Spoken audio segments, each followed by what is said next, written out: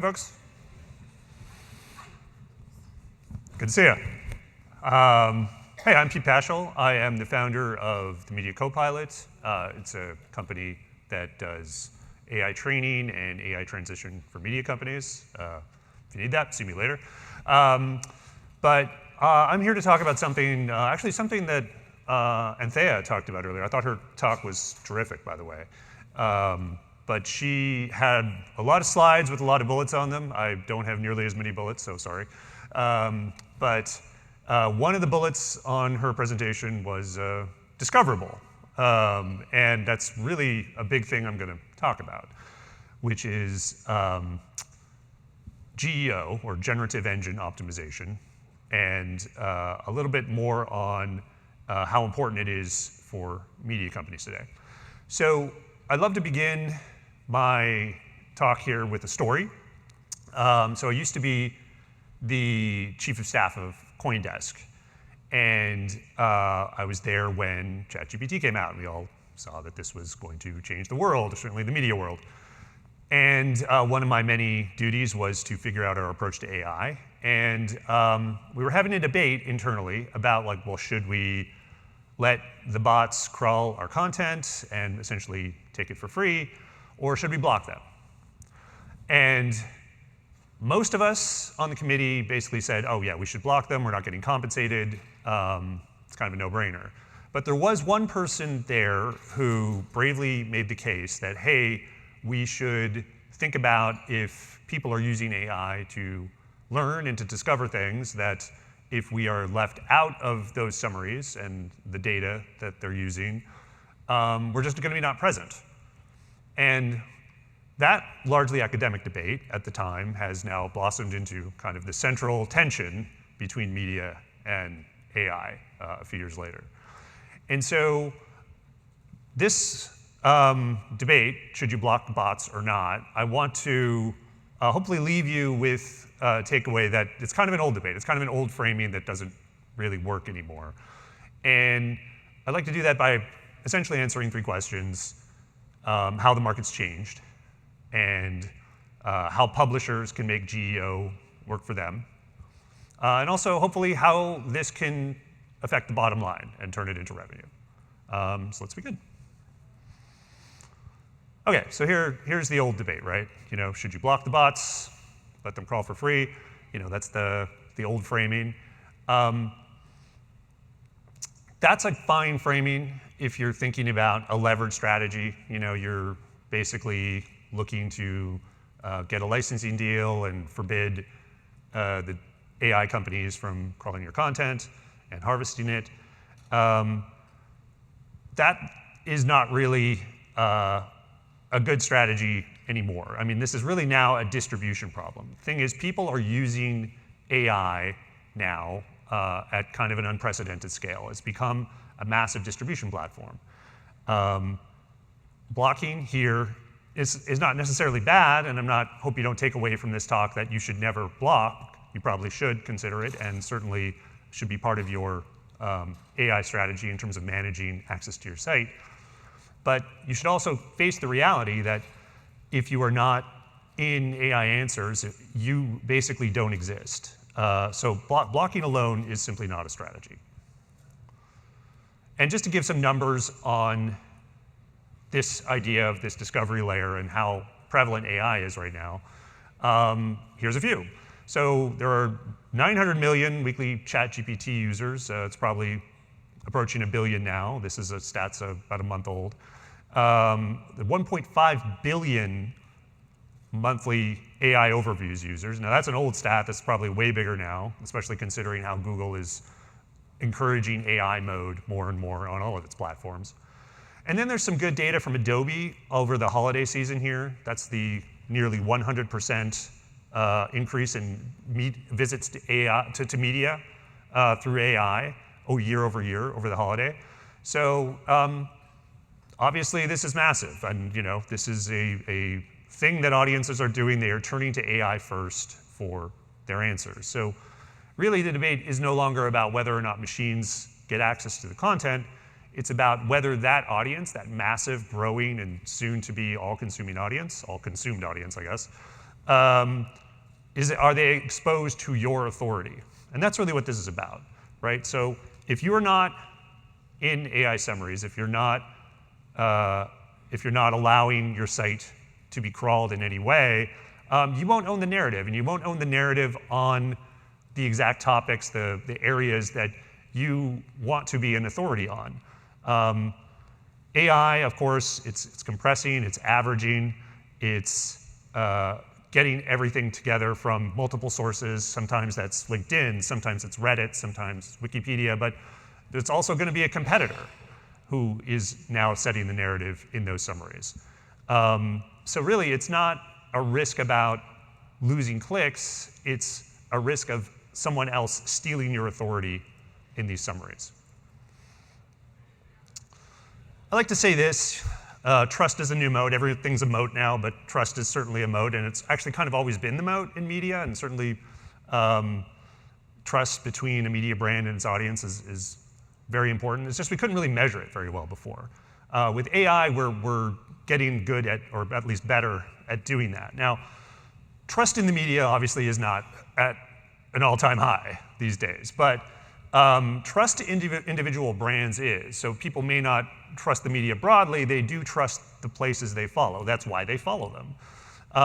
And so to ensure that you are well represented in summaries, that trust needs to be translated through. And the best paths, the 3 pillars for doing that, are making sure your content is accurate, it's relevant, and it's unique. Is it accurate? Is it not just correct, but is it comprehensive? Is it looking at a topic from all angles? Is it precise, getting into the weeds, being more thorough than some broader general sites? It's really important. Relevant, not just that it speaks to your audience about topics that matter, but also in the moment that it matters to them. And is your content unique? Is it information, is it insights that they really can't get anywhere else? That's probably the most important. So ensuring that you have this trust you'll essentially let your audience your audience will have more loyalty, they're going to have more exposure to you, and they're going to consider you more in the decisions that they make, including financial decisions, the products that they buy. So I'd like to spend a minute here just talking about what good publisher GEO looks like. I think when the current conversation around GEO, just kind of in the world, often gets captured by brands, like brand GEO, who's talking about your brand, and how is it, what's the sentiment. For publishers, it's slightly different. The lens is a little skewed. It's more about not who's talking about your brand, but how much is your content being used to explain the world. And there's a few things that will help. This isn't comprehensive, but these are probably 4 of the bigger pillars that you need to pay attention to as a publisher. One, and I think someone made this point yesterday, news is very AI resilient. And what that means is it is difficult for AI summaries, for AI to create summaries around news. It's rapidly changing, it's often contradictory in those early hours and it's breaking. It just doesn't do the summary because it wouldn't be very useful. So that is still a good path to reaching audience. In fact, traffic to news, this is a new stat, it's actually up over 100% year over year. That's partly due to Google Discover, and that's to get in the weeds on that, see me later. But even taking out Google Discover, which is that feed on Android phones, it's flat. So in other words, AI hasn't reduced it. So the thing is, news alone isn't a great content strategy because your audience wants you, not just news from you, but it probably wants you to explain the news. So pairing news with timely explainers and the kind of unique analysis that only you can bring, that's a great 1-2 punch for winning authority. Named experts, so this is making sure your reporters, your writers, your thought leaders are well represented on your site with things like author pages, rich bios that can be seen throughout the site. Just those credibility signals that AI really counts, even more so than old search engines did. And then the off-platform proof. So is your work being cited elsewhere? Is it syndicated? Are there trusted mentions, essentially, on other trusted sites? Those same writers and thought leaders, are they appearing in third-party podcasts, et cetera?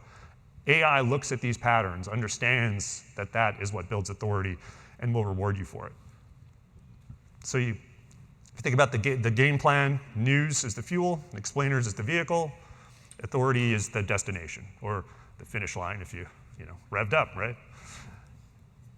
Okay, how do we measure this? How do we know it's working? So measuring the answer layer. So there's, again, not comprehensive, but 4 good pillars to think about, at least get started on if you're not already measuring GEO. So presence, obviously, are you there at all on the queries that are most important to your brand? And then your citation share, how much of the answer are you influencing? There's the accuracy component. Are you represented correctly?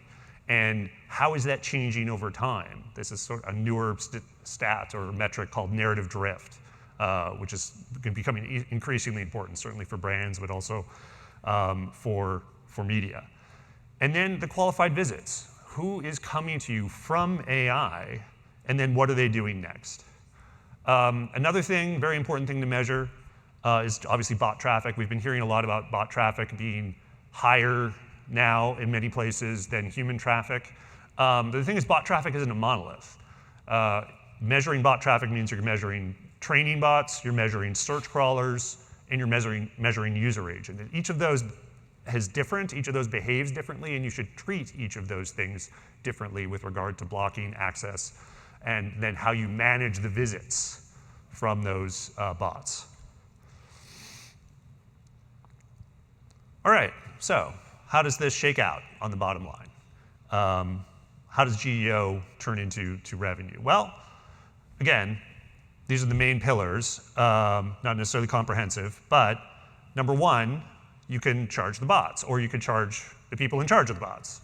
So one, charging the people is the licensing component, which is great. We've actually heard a lot about licensing today, and if you're Reuters and Wiley, congrats, good job. A lot of us aren't. A lot of us can't command those licensing deals. A lot of us can't even get OpenAI on the phone.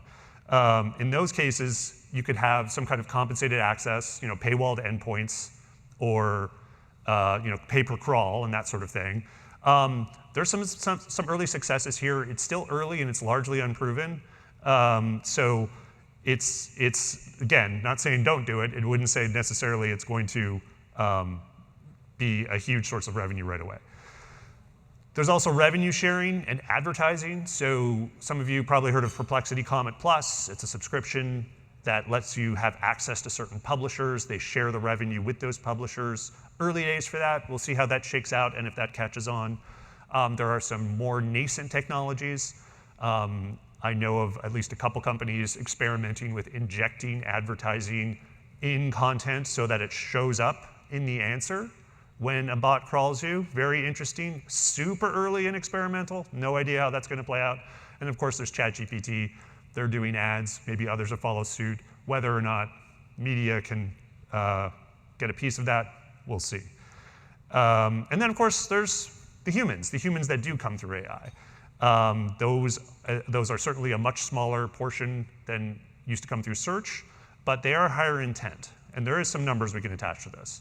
So you can treat visitors from AI less like stolen clicks of the people who didn't come through and more like pre-qualified leads or audience. And there are some significantly higher engagement rates, certainly a lower bounce rate. They're more likely to buy. I like this stat. This is also from Adobe. Once they get to their destination. So your conversion funnel for these should obviously be more catered to that behavior, to that more propensity to engage with you and transact. So steering them maybe quicker to paid products or memberships, sponsorships, that sort of thing. These are precious, precious leads. Treat them as such. So one last thing I would just recommend is learning. Obviously, we're all here to learn. You can also learn from your audience. So I had Adam Singolda, who's the CEO of Taboola. He was on my podcast last fall. This is a great quote from him. If you can create an LLM habit, that's a very powerful thing. So what he's talking about is basically a chatbot that they developed in conjunction with USA Today called Deeper Dive. You might have heard of it. It's the chatbot on the site. And they've done a great job of iterating on it. It did not get great engagement at first. Surprise, surprise. Chatbots on media sites aren't gonna do a lot for you. But once they gave it questions of the day and sort of provoked people into interacting with it through those, it got a lot more usage. And then they added in user context, and that got more usage. So again, I don't think it's lighting the world on fire, but they are getting great data. They are getting good engagement from a highly engaged part of their audience, and they are learning from it. So you don't do this to earn, you do it to learn. So having some kind of AI experience on your site, very helpful in guiding content strategy. So yeah, I'll just leave you with this. Again, blocking, not saying don't block, not saying it's always bad. In fact, I think in many cases it might be good. It's also not incompatible with doing great GEO. These actually aren't mutually exclusive. So don't take away from this blocking is bad, but it's a tactic. It is not a strategy. GEO is the strategy. Because with that presence in AI summaries, you will build authority. And that authority will protect your revenue. So own the answer. Don't try to show the bots who's boss. Show them that you are valuable. Good luck out there.